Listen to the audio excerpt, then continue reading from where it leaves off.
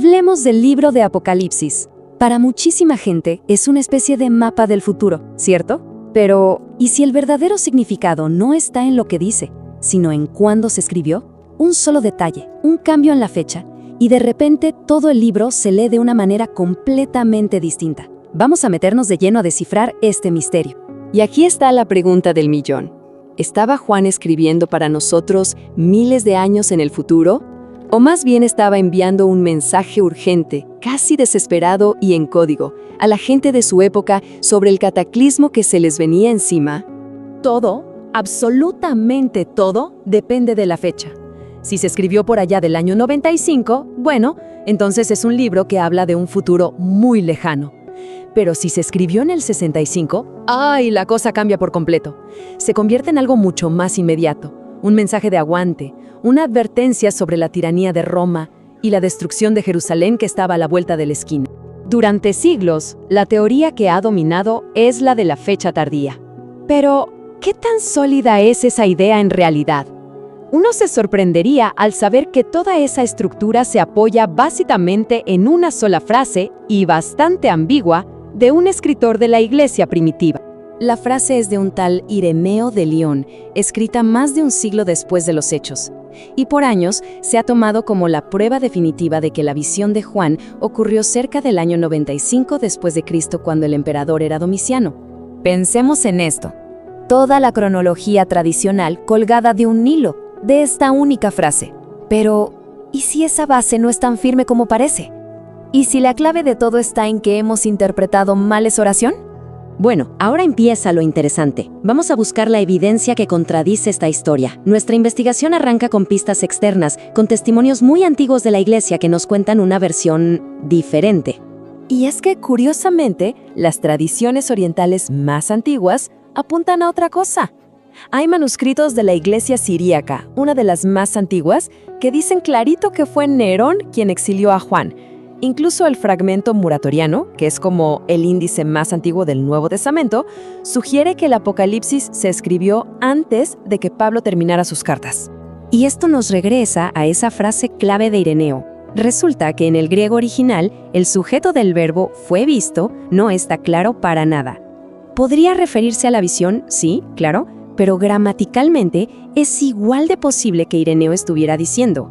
Él, el apóstol Juan, fue visto, o sea, estuvo vivo y activo hasta el reinado de Domiciano. Y esto, lejos de contradecir una fecha temprana, en realidad la apoya.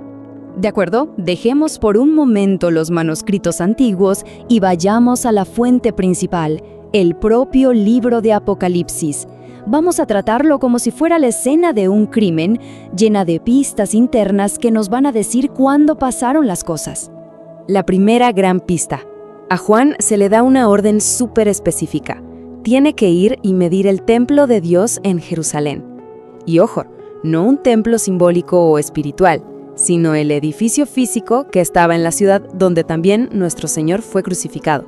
Y aquí está el problema para la teoría tradicional. La orden de medir el templo solo, y digo solo, tiene sentido si el templo todavía estaba en pie. Pero como bien sabemos, en el año 70 después de Cristo, los romanos lo arrasaron por completo. Esta es la pregunta que la teoría de la fecha tardía simplemente no puede responder de forma coherente. Si Juan escribió en el 95, estaría describiendo una acción físicamente imposible sobre un edificio que ya no era más que un montón de ruinas. Es una pista temporal contundente. Pasemos a la siguiente evidencia interna. El libro nos presenta un acertijo sobre 7 reyes, que casi todos entienden como los emperadores de Roma. La clave aquí es identificar al rey que es, o sea, el que está en el poder justo en el momento en que se escribe el libro. Los historiadores del primer siglo, como Josefo, empezaban a contar la lista de Césares con Julio César. Si seguimos esa misma cuenta, 5 ya han caído: Julio, Augusto, Tiberio, Calígula y Claudio. ¿Y quién es el sexto, el que es? Es Nerón. El texto encaja perfectamente en algún momento de su reinado, entre los años 54 y 68.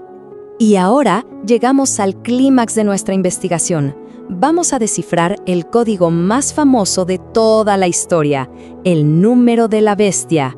Esta es la pieza final que hace que todo el rompecabezas encaje. 666. El mismo Juan dice que es el número de un hombre y que se necesita sabiduría para calcularlo. No es un número místico o mágico, es un criptograma, un acertijo. La herramienta para descifrarlo es la gematría, una práctica judía súper común en esa época en la que cada letra de un nombre tiene un valor numérico. La suma de todas las letras te da el número de ese nombre. A ver, si tomamos el título Nerón César, lo transliteramos al hebreo como se hacía entonces, Nerón Quesar, y sumamos los valores numéricos de cada letra, el resultado es exacto, 666. Y no es una suposición, ¿eh? La arqueología ha encontrado documentos de esa misma época que usan esa misma forma de escribirlo. Aquí es donde la cosa se pone todavía más fascinante. Resulta que algunos manuscritos muy antiguos no dicen 666, sino 616. ¿Esto es una contradicción que echa por tierra toda la teoría? Pues no. De hecho, es la confirmación definitiva. La solución está en cómo se escribía el nombre. Nerón era la forma griega, pero en latín el nombre era Nero, sin esa N al final. Si transliteramos Nero César al hebreo, se elimina la letra Nun, que vale 50. 666 menos 50 es 616. La variante no es un error, es una traducción para una audiencia que leía en latín. Ambos números apuntan a la misma persona, Nerón. Entonces, ¿qué significa todo esto? Significa que tenemos múltiples líneas de evidencia, tanto externas como internas, que están convergiendo, que apuntan todas a un solo punto en el tiempo. Cuando juntamos todas las piezas, el templo todavía en pie, el acertijo de los emperadores, el doble código numérico y los testimonios orientales más antiguos, todas apuntan a una misma conclusión. El libro fue escrito en la década de los 60, bajo el reinado de terror de Nerón. Y esto no le quita poder al libro. Al contrario, lo ancla en la historia real.